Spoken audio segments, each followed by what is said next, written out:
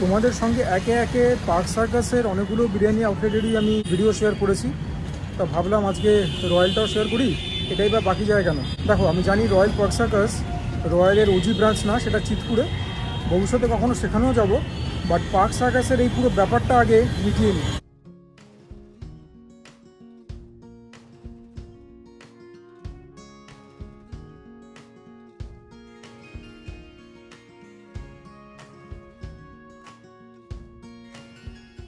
তোমরা তো দেখে বুঝতেই পেরেছো যে আমি এসি কম্পার্টমেন্টে এসেছি এবং সেটা হচ্ছে ফার্স্ট ফ্লোরে।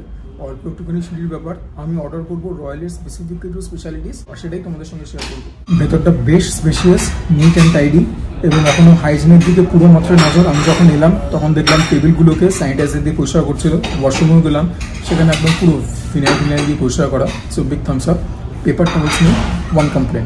তোমাদেরকে একটা জিনিস ভালো করে বুঝিয়ে দিই ক্লিয়ারলি। দেখতে পাচ্ছ এখানে রয়্যাল বিরিয়ানি লেখা রয়েছে, শুধু বিরিয়ানি লেখা রয়েছে। দুরকম প্রকারের বিরিয়ানি রয়েছে। এখানে লেখা রয়েছে অথেন্টিক লখনৌই রেসিপি, নিচেরটা আলু। তো বোঝা যায় যে এটা কলকাতা স্টাইল হবে, বাট অ্যাকচুয়ালি আমাকে ওয়েটার ভাই যে কথাটা বললেন, বিরিয়ানির টেস্ট এক, সব এক। শুধু রয়্যাল মাটন বিরিয়ানি যেখানে কোফতি লেখা আছে, সেখানে 1-2 পিস ছোটো ছোটো মাটন বলস পাবে। আর যেটা মাটন বিরিয়ানি আলু, সেখানে ছোটো কোফতি তোমরা পাবে না, তার বদলে আলু পাবে। এখানে তোমরা আলু পাবে না। আই হোপ তোমাদেরকে ক্লিয়ারলি ব্যাপারটা বোঝাতে পেরেছি, কেননা aloo is very important, right? আর মাটন চাপটা খাওয়ার জন্য একটা লাচ্ছা পরোটা অর্ডার করেছি। আচ্ছা, এখানে একজন ওয়েটার এসে আমাকে অ্যাডভাইস করলেন যে আপনি কোফতি বিরিয়ানিটাই নিন, আলু একটা এক্সট্রা নিয়ে নিন, দেখতে ভালো লাগবে। সো ইয়া, সেটাই আমি করলাম। তাহলে আলুর জন্য এক্সট্রা 20 টাকা দিতে হচ্ছে, বাকি তো এভরিথিং ইজ সেম। এনিওয়েজ, তোমাদের কাছে যে রিকোয়েস্টটা সবসময় রাখি যে তোমরা প্লিজ ভিডিওটাকে দেখো শেষ অবধি, তারপরে best on the merit of the ভিডিওটাকে লাইক করবে। যদি অপছন্দ লাগে ডিসলাইকও করতে পারো, বাট ইন জেনারেল যদি আমার এফোর্ট তোমাদের চোখে পড়ে, আমার কন্টেন্ট তোমাদের পছন্দ হয়, আমার পার্সোনালিটি তোমাদের ঠিকঠাক লাগে, do consider subscribing to the channel Sujoy chronicles. তোমাদের সাপোর্ট ছাড়া কিন্তু কোনোদিন কোনো ক্রিয়েটারে কিছু হতে পারে না। And me specially I am trying to breach the 5K mark before দুর্গাপুজোর আগে 5000 সাবস্ক্রাইবার ক্রস করবার একটা টার্গেট নিয়েছি। So please help me accomplish that target, যদি তোমাদের মনে হয় আমি আমার কাজটা ঠিকঠাক করছি। আর যখন সাবস্ক্রিপশনের কথা উঠলোই, বাই দ্য ওয়ে সাবস্ক্রিপশন তোমাদের জন্য ফ্রি। তো এই যে ভিডিওটা দেখছো, নিচে যে সাবস্ক্রাইব বাটন, একদম ফ্রি তোমাদের জন্য, ফ্রি। আর যখন সাবস্ক্রিপশনের কথা উঠলোই পাশে একটা বেল আইকন থাকে, ওটাকেও প্রেস করতে ভুলবে না, so that whenever I upload a new video তার ইনস্ট্যান্ট নোটিফিকেশন তোমরা পেয়ে যাও। That is also equally important, কেননা do not rely on YouTube যে ইউটিউব তোমাদেরকে অটো রেকমেন্ড করবে। সবসময় সেটা কিন্তু নাও হতে পারে। আর এবার just I am waiting with bated breath খাবারটা আসার জন্য, অ্যান্ড দেন লেটস ইন্ডালজ। আমাদের অর্ডার দিয়ে গেল। এই হচ্ছে মাটন কোফতি বিরিয়ানি। এই আলু আমি অ্যাডিশনাল নিয়েছি, লাচ্ছা পরাঠা, আর রয়্যালের special mutton chaap. Biryani colour তোমরা দেখতে পেয়ে গেছো। মাটনের আর্লি পিস রিকোয়েস্ট করেছিলাম, so they have obliged, so thanks for that. এটাকে আলাদা রাখি, আপাতত আলুটাকেও আলাদা রাখি। And this were the koftis they were talking about. 3খানা দিয়েছে। আর রাইসের কালার যেরকম বললাম, প্রথমে রাইসের একটা এমনি গ্রাস নিই। আর হ্যাঁ, long grained basmati rice, it goes without saying. Right off the bat এই বিরিয়ানিটার সঙ্গে আমি সিরাজের বিরিয়ানির একটু সিমিলারিটি পাচ্ছি। রাইসটার মধ্যে নুনটা একটু কম, হালকা স্পাইসি, কোনো অতিরিক্ত গোলাপ জল, ক্যারো জল, মিঠা আতরের প্রভাব নেই। তো এই সমস্তগুলোই সিরাজের বিরিয়ানিতেও ছিল। টেস্টটা অনেকটা ওরকমই, বাট ইয়া ভালো খেতে, ভেরি স্ট্যান্ডার্ড। পার্ক সার্কাসের সাথে বিরিয়ানি কোটা খারাপ হয় না। হাতের মধ্যে অল্প একটুখানি তেল ঘি লেগেছে, এরকম মশলা দিয়েছে, এগুলো মুখে পড়লেই হয়েছে আর কি। বিরিয়ানিটা ভালো খেতে, আমার একটুখানি ড্রাই লাগছে, but then again I am nitpicking, very standard. আমি যে নুনটা কম বলছি সেটা কিন্তু মার্জিনাল, ঠিক আছে? তোমাদের হয়তো ঠিকই লাগতে পারে, একটা হালকা স্পাইসিনেস আছে, but then again nothing alarming, যে কোনো কেউ খেয়ে নিতে পারবে হাসি মুখে। ভালো বিরিয়ানি, ভেরি স্ট্যান্ডার্ড যেরকম বলছি। প্রথমে আলুটাই দেখাই তোমাদের। আলুটা তোমাদের জন্যই তো নিলাম।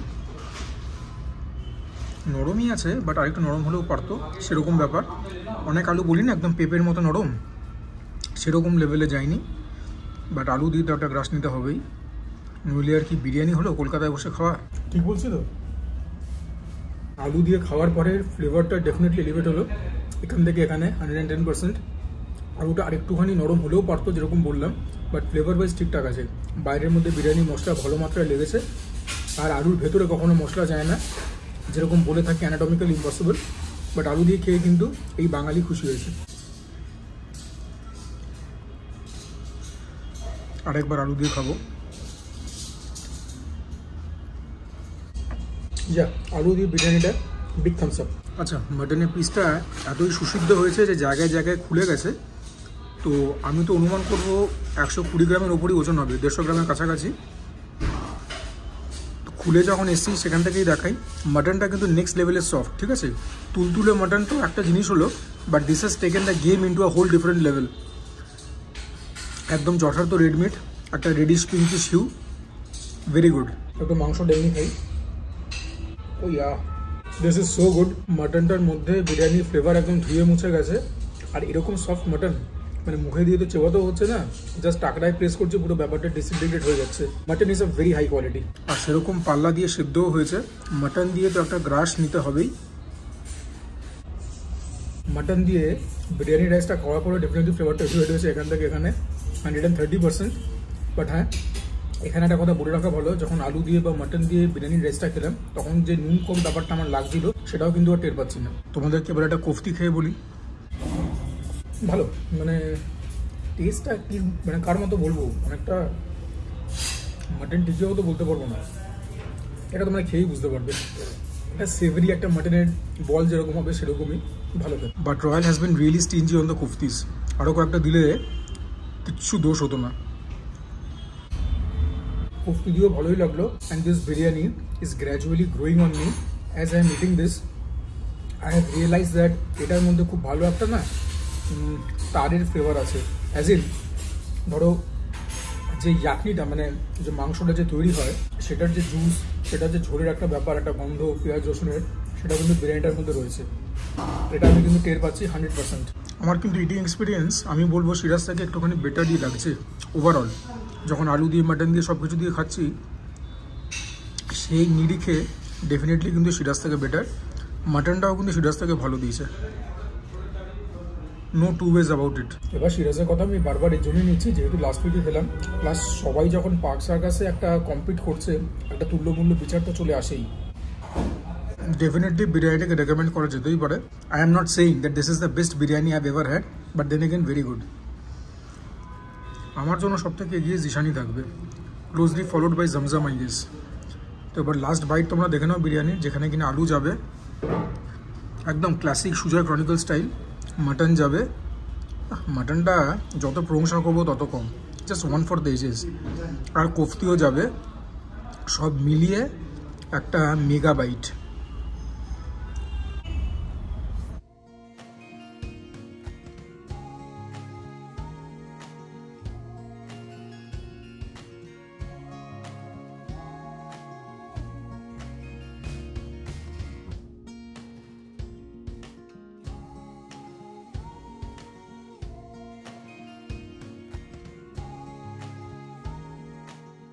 বিরিয়ানির খেল খতম। এবারে হচ্ছে শুধুই লাচ্ছা পরাঠা আর মাটন চাপ। একটুখানি তো ঠান্ডা হয়েছেই, বাট সেটা কিচ্ছু করবার নেই। লাচ্ছা পরাঠা যখন এসেছিলো it might have been flaky, but হ্যাঁ এখন তো আর ফ্লেকি নেই, বাট লেয়ারিংটা রয়েছে as you guys can see. একটা হলদে রং রয়েছে। রয়্যালের মাটন চাপ কিন্তু খুব ফেমাস, ঠিক আছে, ইটস ভেরি পপুলার। দেখা যাক। রয়্যালের মাটন চাপের ভিডিও কিন্তু আমার চ্যানেলে রয়েছে, তোমরা তো দেখো না, আর কি বলবো। বোধহয় আর্সেনালের সঙ্গে কম্পেয়ার করেছিলাম, এটা টেস্ট বেটার ছিল, বাট এটার মধ্যে অনেক হার্ড ছিল, মানে মাটন বলতে গেলে ছিলই না। দেখা যাক আজকে অবস্থা কীরকম। লাচ্ছা পরাঠাটা একটুখানি মিষ্টি মিষ্টি খেতে আমার তো বেশ ভালোই লাগছে। আর এটা তো খুবই ভালো, একটুখানি যদি আরও সল্টি হতো ভালো হতো। এটা কিন্তু খেতে খুবই ভালো, একদম গরমা গরম খেলে তোমাদেরকে আরও বেটারভাবে বলতে পারতাম, but then again that is impossible. But taste wise is very good, properly seasoned, not very spicy, যে কেউ খেতে পারবে। রেস্টুরেন্ট খাবার ইন জেনারেল তো খুব একটা স্পাইসি হয় না, because they have to cater to everyone's palate, but yeah very good. আর মাটন চাপ খাওয়ার এই একটা সমস্যা, মুখের ভেতরে ছোটো ছোটো হাড় তোমার পড়বেই। ইটিং এক্সপিরিয়েন্সটা একটু হলেও খর্ব হয়, বাট সেটা তো কিছু করবার নেই, যাকে বলে না নেসেসারি হ্যাজার্ড, সেই ব্যাপার।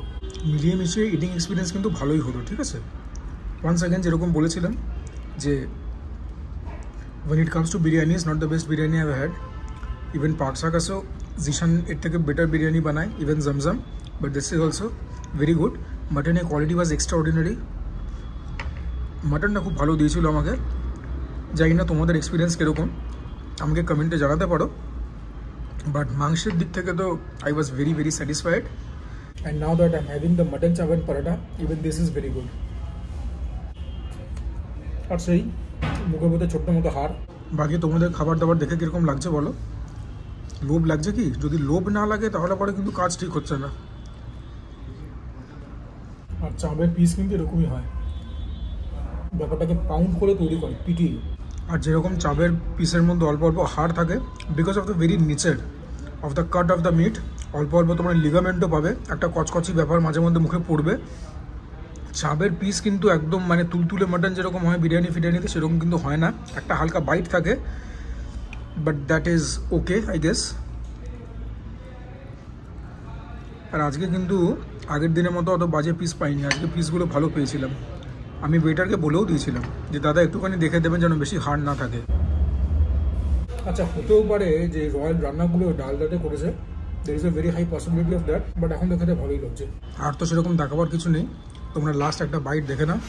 লাচ্চা পরোটাটা কিন্তু সাইজ একটু ছোটোই দাম অনুযায়ী, so yeah, but the quality is very good, কোয়ালিটিটা একদম high class, and the mutton chaap is also very very good. তো এদের স্পেশালিটি যেগুলো রয়েছে তার মধ্যে তো যেগুলো অর্ডার করলাম সেগুলো তো মুখের মধ্যে হাসি এনেছে। তোমরা রেটিংসটা দেখে নাও, তারপরে বিল পেমেন্ট করে বাইরে। এই হচ্ছে ফুড ব্লগারের কাজ, এই যে এগুলোই হচ্ছে কিন্তু তোমার ছাল ছাল মতো লিগামেন্টও রয়েছে এর ভেতরে। হ্যাঁ, দিস ইজ এ লিগামেন্ট। আর যে বলছিলাম যে হাড়গুলোকে পিটিয়ে দেয় বা মাংসটাকে পিটিয়ে তৈরি করে, হাড়গুলোও কিন্তু এরকম মানে দিস ইজ অলসো লিগামেন্ট। যদি তোমাদেরকে হাড় দেখাতে হয়, হ্যাঁ হাড়গুলোও কিন্তু এরকম মানে ভেঙে ভেঙে আসে, পেটানোর চোটে ছোটো একটা হাতুড়ির মতো জিনিস দিয়ে বেরো ব্যাপারটাকে পিটিয়ে নেয়। সো ইয়া, এর থেকে কিন্তু বিশদে দেখাবার আর কিছু নেই।